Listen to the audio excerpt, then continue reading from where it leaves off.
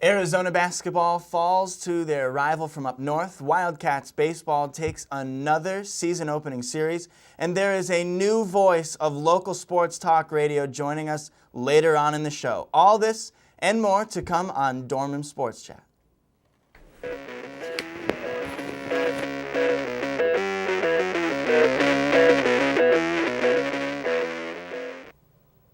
Good evening from our studio in the Park Student Union. I'm Joey Putrelo. Our analyst panel includes a couple of familiar faces. This semester, I'll be joined by Go AZ Cats reporters Danny Passavoy and Evyn Murray. Tonight, we'll begin with an upset of the Wildcats on the hardwood over the weekend that shocked the nation and shook the Pac-12. Friday, the second-ranked Arizona basketball team went north to Tempe to face rival conference foe Arizona State. The Wildcats went into the second half with a 5-point lead, but ultimately fell in double overtime by a final score of 66-62. UA point guard T.J. McConnell led the team with 17 points, but when he attempted the go-ahead layup at the end of the second overtime, the Sun Devils' big man Jordan Baczynski swatted the shot away. Then Jahi Carson took the loose ball and jammed it home with two hands. This was a very controversial finish at the end of the game because there was supposed to be 0.7 seconds left on the game clock for Arizona to get one last possession, but the ASU fans had already stormed the court before the game officially ended. Additionally, Carson hung onto the rim a little longer than he probably should have after his dunk, and even finished the play by doing a chin-up. A technical foul was not called for either. However, while league officials concluded the fans rushing the court did not cause a delay of game, they did say today that Carson should have been called for a technical foul for his actions above the rim. So, Evyn, what does this say to you about the Pac-12 basketball officiating? I mean, I think everybody's always complained about Pac-12 basketball officiating, starting from a long time ago, but most of all, we all knew that he touched the ball controversy, and I feel like Sean Miller is constantly upset with these referees. So, I mean, is it surprising that they would miss a call like that? Absolutely not. To me, I don't think this is surprising. I think Pac-12 officiating has been in question ever since, there was a referee who was taking or thought he was taking some sort of bribe to get Sean Miller out of the game against UCLA. So, I mean, credibility-wise, I don't think they have very much credibility at all. Yeah, they really absolutely don't. And we really saw it in the Cal game. And this is really a rule, this technical foul rule, something that I really don't understand. If fans storm the court during the game itself, when there's still time on the court, how is that not a technical foul? First things first, whether it's time in, dead ball, or not. How is that not a technical foul? How are you not delaying the game? In the game against Cal, the Arizona player actually took the ball and inbounded it on the court while there were fans on the court. Meanwhile, a Cal player who wasn't in the game at the time played a little defense. How is nothing called there? And it was a great shot by Cobb, and in my opinion, Cal deserved to win that game. And in this case, I think ASU deserved to win this game. And they probably still would have won regardless of the technical foul call. I think we can all agree on that part. It's just the question of, are these Pac-12 refs credible? And I don't think they are. And no, I don't think Arizona deserved to win that game. I think Sean Miller said the same thing, as well as the players. So it's not about who won or lost that game. It's about the credibility of the Pac-12 officiating crew, and they have none. How about the SEC, though? Let's take them, for example. If they have fans rush the court during a game, the school is fined. Like, they don't allow it at all. The school is fined, and it doesn't happen. Right. In the SEC, you will never see a team, student section, rush the field, rush the court, anything. It doesn't happen. The school is fine. The school just does not permit it. Why not try that in the Pac-12? I mean, yeah, you bring up a good point. It's just did you expect ASU to rush that court? Absolutely. But is it completely disrespectful? Which, in a non-biased way, completely, ASU does a lot of disrespectful stuff. I mean, from spitting on the Oregon coaches, things like that. I mean, The racial slur. Right. You can't really expect that much from ASU, but you can expect more from the Pac-12 officiating crew, definitely. But you can also see in the SEC, they expect to win every game. So rushing the court's not even a thing. They expect to win every game. They're a power conference. The Pac-12 in basketball is very good. They should expect to be winning these games. Well, you always have that controversy, and believe me, I think that if U of A, being a top 5 team, if they were to ever rush the court, that'd be embarrassing. I feel like you should always have more pride in your program to not feel like it's such a big deal to beat any team. So I agree with you there, but the Pac-12 is still, I think it's personally a prestigious conference. With UCLA. Especially for basketball. Exactly. Yeah. But, the kids will be kids, and I think they can hold that standard, but the Pac-12 officiating crew has to hold a higher one. So overall, the UA shot 35.9% from the field, 25% from beyond the arc, and a dismal 50.3% from the free throw line. So, Danny, the saying goes that defense wins championships, and Arizona certainly remains one of the country's elite, but the offense has become more than a question mark. But luckily for the Wildcats, they only dropped 2 spots in the AP rank and now stand at number 4 in the nation, ranked as the 4th best team in college basketball. So, Danny, does that mean, dare I say it, is Arizona overrated? It's really hard to tell, and this Arizona State game is going to be the difference maker in this season. Look, they can either take what happened, say, look, we lost that game. However, it was a game that we fought back in. It was a game that we should have won in overtime. And look, you went to a rival house in February. Pac-12 play is good regardless. You went to a rival team in a hostile environment and lost. Those losses are going to happen. These are 2 losses in an entire season. That's not going to break you. How about take the ASU fans chanting Brandon Ashley's name after the game as a little motivation and drive off that? Do they have weak spots right now without Brandon Ashley? Of course they do. But is this team still good enough to make a run in March? Absolutely. So you can either take this game in stride and use it as a little motivation or continue spiraling downward. Already lost 2 out of 4. I agree with you on that completely. And like you said, is this game going to be fuel to their fire? I think that should be more of the case. Just considering Brandon Ashley's out, they are a different team without Brandon Ashley. There's no question. And do I think that they're not as good? Yeah, absolutely. I think Brandon Ashley was great for that team, and I think he was underrated while he was on that team. He is still on the team, but as far as playing goes. But hostile environment, rivalry game. For half the time, you can't write a script for a rivalry game. They're going to be close. They're going to be hard to win, especially when it's in their house. And Bashinsky was back. Jermaine Marshall was back. Jermaine Marshall being the key factor on that ASU team who was not here at U of A, at the U of A game. So a lot of big factors for that ASU game. The only thing they can do is add that to their fire and go from there. If we start to see a slump after that, then we'll call them underrated or overrated or whatever you want to call them. And you can't really expect Nick Johnston to be shooting 5 of 10 or 5 of 20 every single game. That's not going to happen. You can't expect Gabe York to go 0 of 6 from the field and 0 of 4 from beyond the three-point line. These guys are very good players. And in my opinion, Nick Johnston is one of the best two-way players in the country. Absolutely. Period.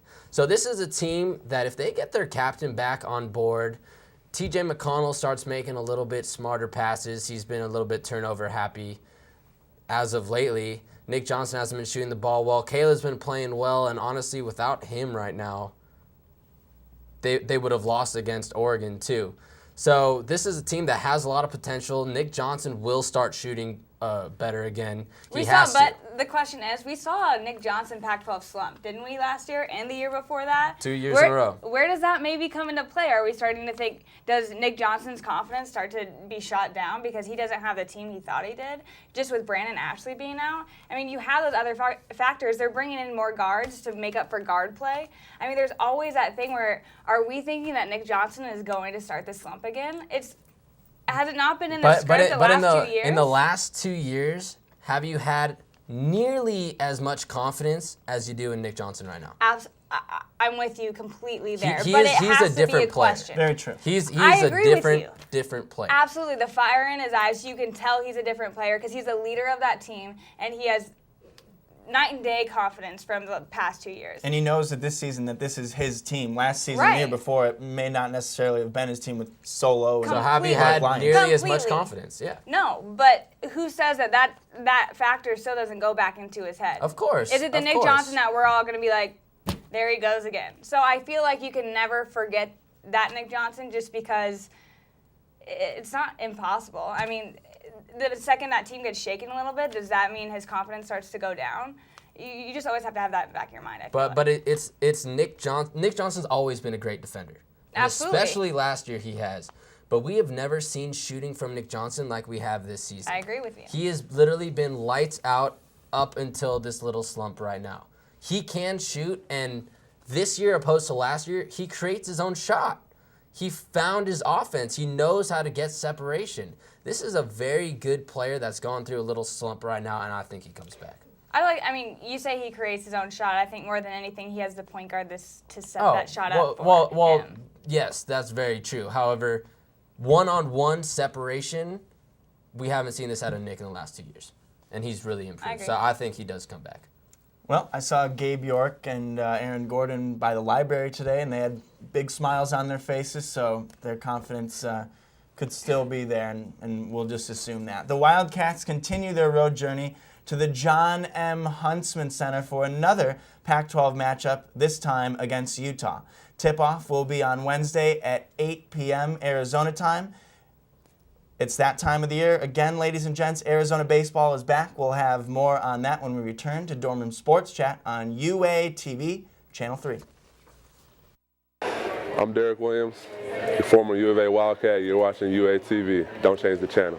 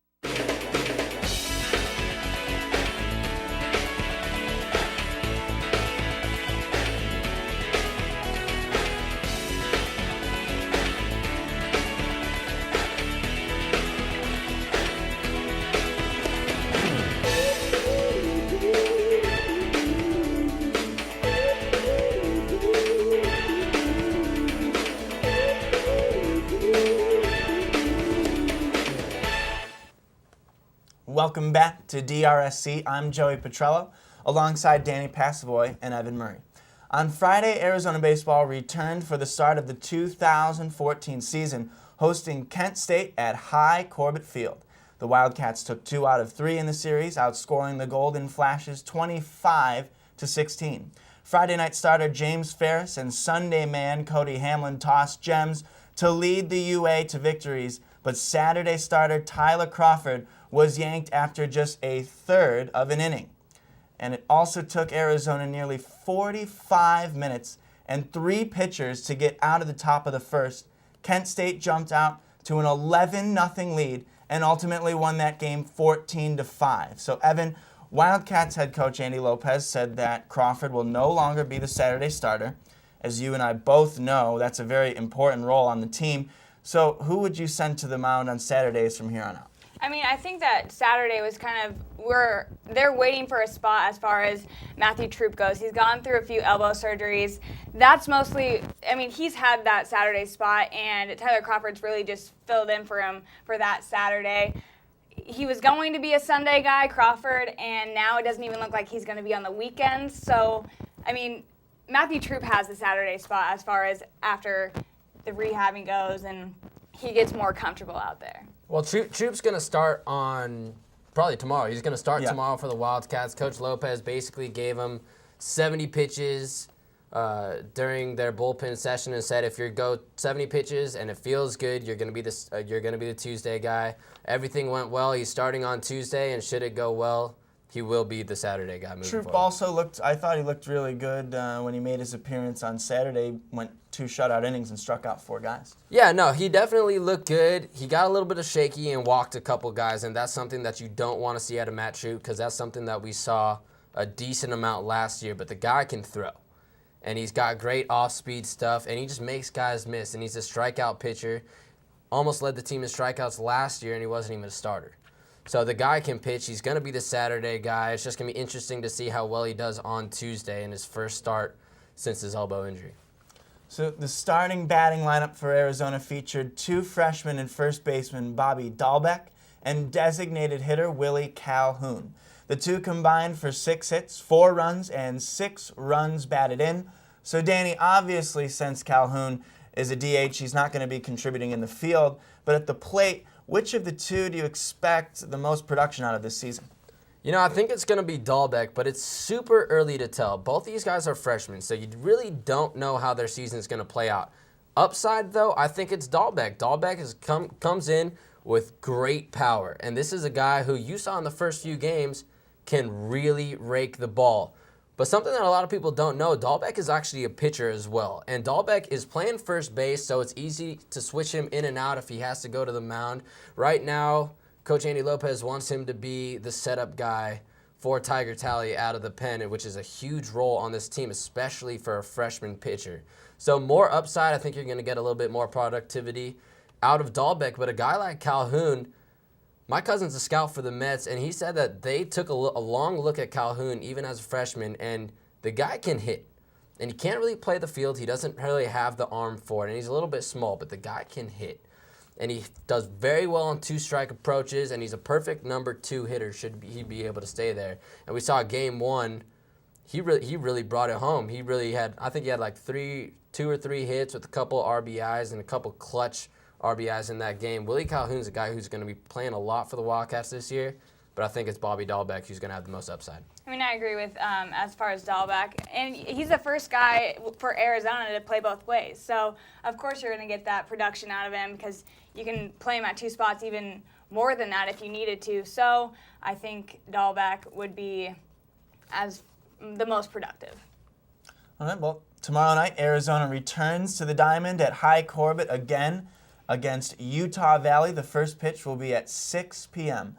Up next, he was once part of the Arizona student media family. Now he is the new voice of ESPN Tucson, 1490 AM and 104.9 FM. Zack Clark joins us live when we return to Dorm Room Sports Chat on UATV Channel 3. Hi, it's Evyn off the Hawk. Get Hawk with UATV. Stay tuned. Don't change the dial.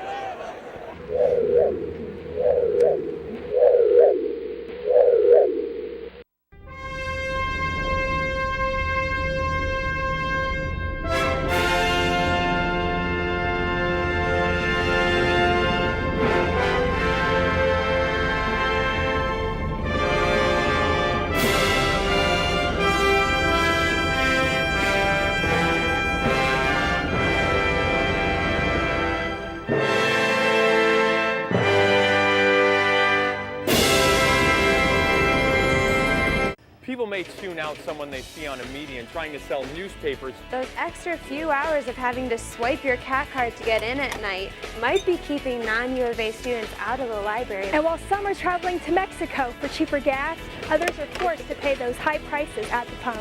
Students and parents are always invited to come cheer on the Wildcats. We'll see you back here next week for another edition of Wildcats.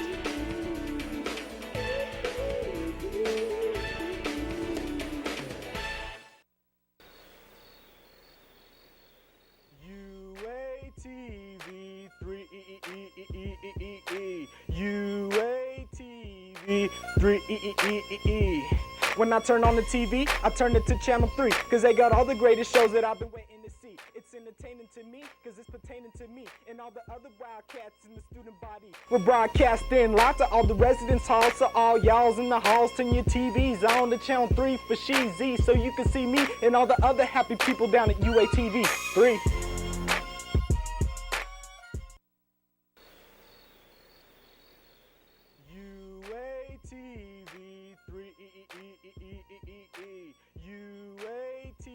UATV When I turn on the TV, I turn it to channel 3, cause they got all the greatest shows that I've been waiting to see. It's entertaining to me, cause it's pertaining to me and all the other Wildcats in the student body. We're broadcasting live to all the residence halls, so all y'all's in the halls, turn your TVs on to channel 3 for Sheezy, so you can see me and all the other happy people down at UATV 3.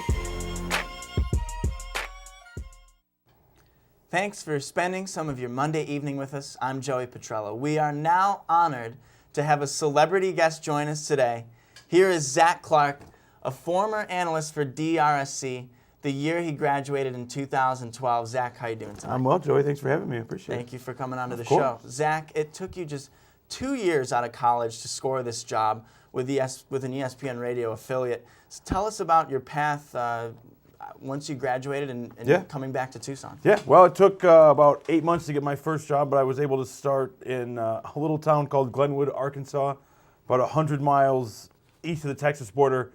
And I spent 8 months there, 2 months in a little town in East Texas, and then I was fortunate enough to come back here in October. Well, you're taking over the spot that's once held by another AZ student media alum, Jody Yaler. He was at ESPN Tucson for quite a while, hosting a 2-hour, 5-day-a-week program called Happy Hour. So as the new guy, how has it been filling in those shoes and also getting a third hour adding to your new program, the Zack Clark Show? Yeah, not easy filling in for a guy like Jody. Did that job for 8 years in that time slot, took it from scoreboard updates to an hour to 2 hours. So if it not for Jody, I interned with him in 2009. If it not for him, I certainly wouldn't be here at all. And so it's been a great opportunity to fill that time slot. And yeah, the third hour is great, but it certainly provides an extra challenge, but I love it. Finally, Zack, I wanted to ask you before we let you go, not only were you a part of UATV, you were also the sports director of our sister student radio station, Camp, where you hosted a sports talk show. You broadcasted live Wildcat games and did all sorts of things for Arizona student media overall. So in what ways did being a part of it all prepare you for the jobs that you've had since you graduated from the U of A? I mean, certainly you go to college and the things that are in the classroom are important. You got to do it. But I learned so much doing things like this, doing camp radio, as you mentioned, like you doing hockey games with the Wildcats. So yeah, had I not done what I did here, certainly I wouldn't be where I was today. So I'm very fortunate to have found the opportunities and seized them here. And I wouldn't trade it for anything. Speaking of Wildcat hockey there in the ACHA Division I National Tournament for the first time in almost a decade. 9 years. You were the voice of the Wildcats when they first made that transition from the Ice Cats into being the Wildcats. So what are your thoughts on that? I mean, and Joe, you followed him the last 2 years, but I was there when Coach Hogan took over, and you know how good of a guy he is and how great of a coach he is. They've worked so hard. And it's so hard to not only take over a program, but to really restart a program. And in 3 short years to do what they've done against the opponents that they've had in the last, certainly this year and the last few years before that, it's incredible. So I'm excited. March 6th, I think against Illinois, they got a great draw. And I'll be looking forward to this weekend too, of course. Last 2 cracks against ASU. What do you think? You know, I think at this point they should just be happy they're in the tournament. But especially for senior night, which is this coming Saturday, I think that would just be the icing on the cake. No pun intended. No pun intended with that icing there. But Zack, this is your second television appearance in recent times. You were just doing a cooking segment I was gonna say, on the where's morning blend for K-Gun. So how was that? That was a lot of fun. I've had, if we get alternate lives or a second chance at things, I guess secretly I've always wanted to be a television chef. So getting a chance to give it a shot was great, and now I know that I've made the right choice. What's your signature dish? You made bruschetta. I made bruschetta. That probably wouldn't be it. That was an easy one. A signature dish, man, that's a great question. You said you were going to ask me any hard questions. I don't know. There are too many from which to choose. Well, something that somebody else made for me. How about that? That works. Well, Zack, thanks again for coming on to the show. You, I really appreciate it. You can catch the Zack Clark Show every week, Monday through Friday from 3 to 6 p.m. on ESPN Tucson. That's right. 1490 and 104.9 FM. Danny and Evyn are back with us for a game of 30 seconds. When we return, you are watching Dorm Room Sports Chat on UATV Channel 3. We'll be back right after these messages. The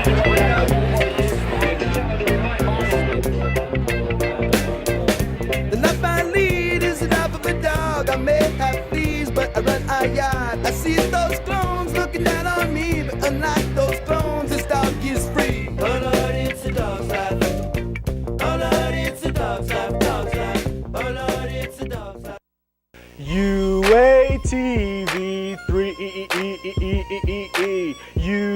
UATV 3 When I turn on the TV, I turn it to channel 3, cause they got all the greatest shows that I've been waiting to see. It's entertaining to me, cause it's pertaining to me. And all the other wildcats in the student body. We're broadcasting live to all the residence halls. So all y'all's in the halls, turn your TVs on to channel 3 for Sheezy, so you can see me and all the other happy people down at UATV 3.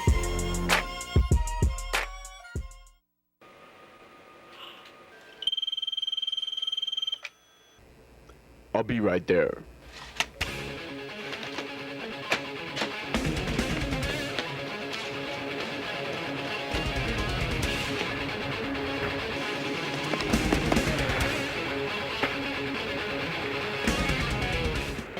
Thanks, cameraman. You're my hero.